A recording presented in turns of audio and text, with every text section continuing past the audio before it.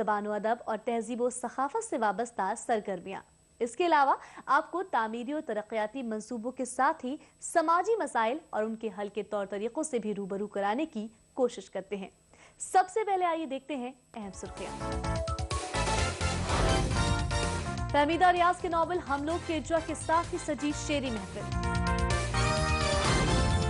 सयाहाती शोबे के फरोग के लिए गोवा में लगा बैनुल अक़वामी ट्रैवल बाजार। रामपुर में लगी तिजारती नुमाइश, बड़ी तादाद में पहुंचे लोग।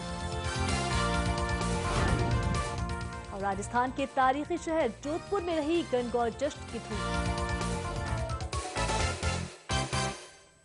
सबसे पहले बात करते हैं फहमीदा रियाज के नॉवल हम लोग के इजरा की तकरीब और शेरी नशिस्त की। नई दिल्ली के इंडिया इंटरनेशनल सेंटर में पाकिस्तान की मारूफ शायरा और अदीबा फहमीदा रियाज के नए नॉवल हम लोग की रूनुमाई की गई।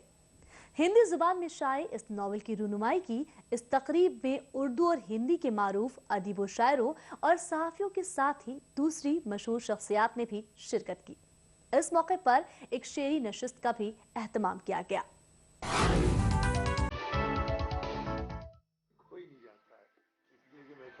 कौमी राजधानी दिल्ली में इंडिया इंटरनेशनल सेंटर में अदीबों, शायरों, दानिश्वरों और अदब के शायकीन की ये अंजुमन मारूफ शायरा और अदीबा फहमीदा रियाज के एजाज में सजी है। मौका था फहमीदा रियाज के नए नॉवल हम लोग की रूनुमाई का। हिंदी जबान में पहली बार शाये इस नॉवल में फहमीदा रियाज ने हिंदुस्तान, पाकिस्तान और बांग्लादेश के अवाम की मुश्तरका तारीख को एक मखसूस पैराए में पेश करने की कोशिश की है। इस तकरीब के एहतमाम के जरिए मुंतजमीन ने बर्रे सगीर के अवाम और खवास को अमन का पैगाम दिया। हमने फहमीदा जी के बारे में सुना था कि कितना वो हिंदुस्तान से मोहब्बत भी करती हैं, उर्दू की बहुत बड़ी शायरा ही नहीं लेखककार भी हैं। हमने उनसे बात करी, बहुत अच्छा लगा। एक छोटी सी हमने नशिस्त सोची थी, तो साथ में उनकी किताब भी लॉन्च हो गई। ये हमारी खुशनसीबी है कि हिंदी में उनकी जो ट्रांसलेशन हुई है हम लोग की, वो साथ में लॉन्च हुई है। और इतनी बड़ी शायरा, इतनी सेंसिटिव लेडी जब कोई बात कहती है तो उस चीज़ को कह सकती है जो अनगिनत महिलाओं के दिल में होती है, लेकिन वो कह नहीं पाती, उनके पास अल्फाज नहीं हैं।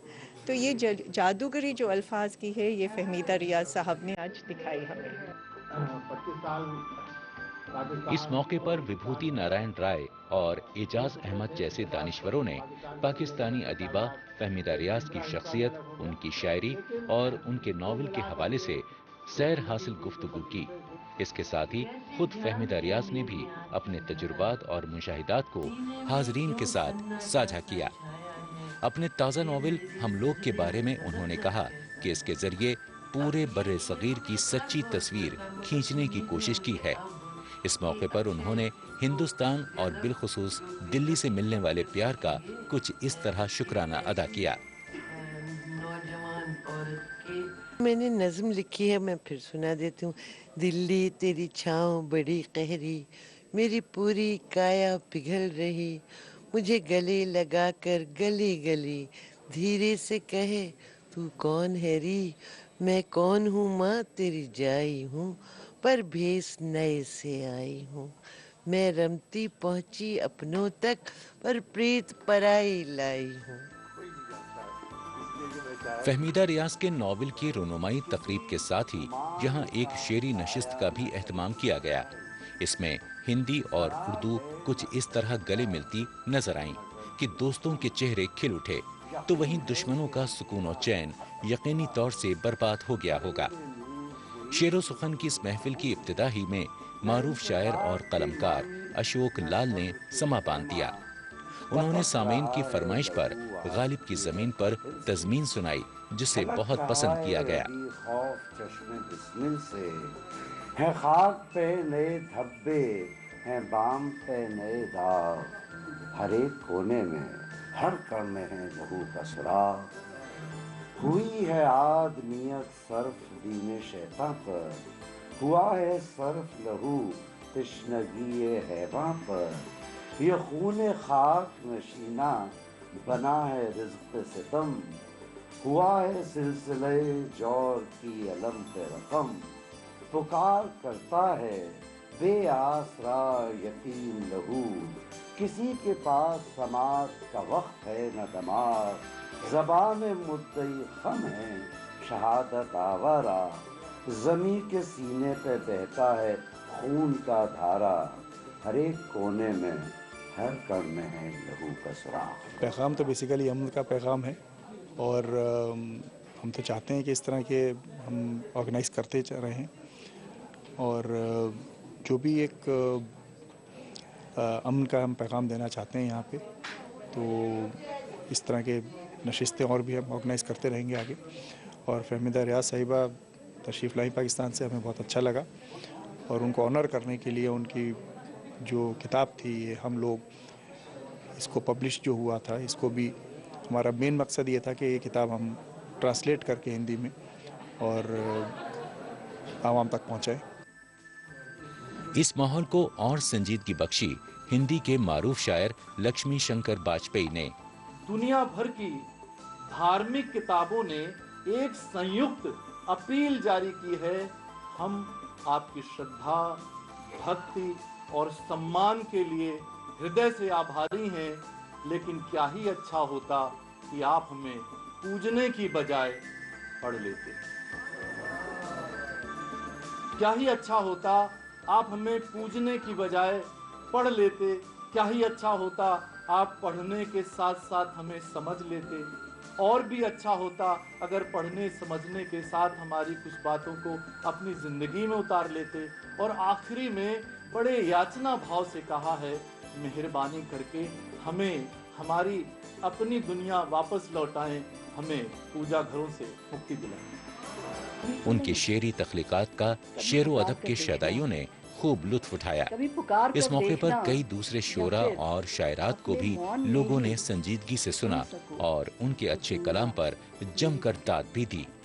कभी पुकार कर देखना या फिर अपने मौन में ही सुन सको तो सुनना मेरी धड़कन। जानती हूँ तुम्हारी आंखों की प्यास गहरी है, पर मेरे आंसुओं की नदी भी कभी कहाँ सूखी है। पलके झपकाओ तो जरा, मेरी नदी वहीं कहीं बहती है। ए दोस्त पुराने पहचाने, तुम कितनी मुद्दत बाद मिले और कितनी सदियों बाद मिली। ये एक निगाहे मेरो सखा, जो अपनी सखा से खुद पुरनम। और बैठो तो जरा बतलाओ मुझे, क्या सच है मेरे ताक़ुब में फिरता है हुजूमी संग जना। क्या नील बहुत है चेहरे पर, क्या कासे सर है खून से तर। और पेवंदे कबा इल्जाम बहुत, पेवस्ते गुलू दुश्नाम बहुत। इस शेरी नशिस्त को हिंदी के नामवर शायर मंगलेश डबराल ने भी जीनत बख्शी। लोगों की फरमाइश पर उन्होंने अपनी कई नज़में उनके गोशे गुजार की। अभी अभी नीला रंग देखा था, वह पता नहीं कहाँ चला गया। चिट्ठियों के जवाब देना, कर्ज की किस्तें चुकाना भूल जाता हूँ। दोस्तों को सलाम और विदा कहना याद नहीं रहता। अफसोस प्रकट करता हूँ कि मेरे हाथ ऐसे कामों में उलझे रहे जिनका मेरे दिमाग से कोई मेल नहीं था। कभी ऐसा भी हुआ जो कुछ भूला था उसका याद न रहना भूल गया। माँ कहती थी उस जगह जाओ जहाँ आखिरी बार तुमने उन्हें देखा, उतारा या रखा था। अमूमन मुझे वे चीज़ें मिल जाती और मैं खुश हो उठता। माँ कहती थी चीज़ें जहाँ होती हैं अपनी एक जगह बना लेती हैं और वह आसानी से मिटती नहीं। माँ अब नहीं है, सिर्फ उसकी जगह बची हुई है। ये नशिस्त जो हुई ये एक सीरीज़ में आज चौथी थी। इससे पहले भी मृदुला जी ने 3 करी हैं, लेकिन उसमें इस टाइप का जो जोश देखा गया ना कि एक्चुअल में खून कैसे दौड़ता है इंसान के अंदर, वो आज जागा है।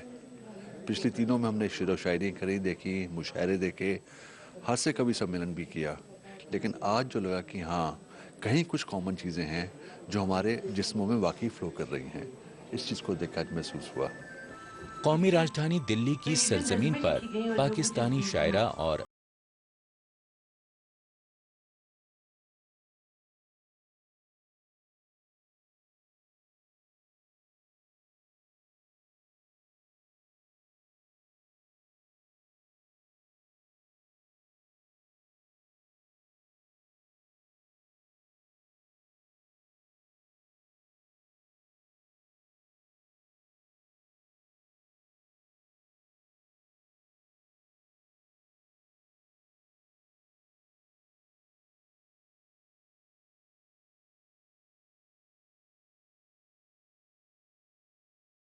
नीचे मैं तन्हा था, छूट गया था तुमसे जो रुमाल वहाँ पर ले आया था। बरसों बाद उसी शब का जानी पहचानी खुशबू वाला गीलापन नज़्मों की एक भूली हुई सी कॉपी में सीलन बनकर उभरा है। उम्मीद की जानी चाहिए कि अमन व आष्टी का पैगाम आम करने के मकसद से सजाई गई इस महफिल का पैगाम दूर तक जाएगा और अपना असर दिखाएगा। कि किसने बोई हैं चिंगारियां तेरी ज़मीनों में, कि किसने आग सी सुलगाई है मासूम सीनों में। कोई वीरान मौसम आ बसा 12 महीनों में, कि जैसे हों न तासीरें ही अब झुकती जबीनों में। किसी ने बाग़बां बनकर जलाया मरगुज़ारों को, किसी ने साइबां बनकर उजाड़ा है बहारों को। ख़िज़ा ने देख डाला घर तेरे सब लालज़ारों का, ख़िज़ा ने देख डाला घर तेरे सब लालज़ारों का। निशातो चश्मशाही डल गुलर का शाल मारों का, तेरे झरनों पहाड़ों नदियों का आबशारों का। सुकून के हर ख़ज़ाने पर है पहरा शाहमारों का, पाइथन्स शाहमारों का। सभी तेरी ज़मीं पर चाहते हैं आसमां अपना, जड़ों को घुन लगा कर टहनियों पर आशियां। नई दिल्ली से असफर फरीदी की रिपोर्ट। और अब बात करते हैं इंटरनेशनल ट्रैवल मार्ट 2014 की। मुल्क और बैरून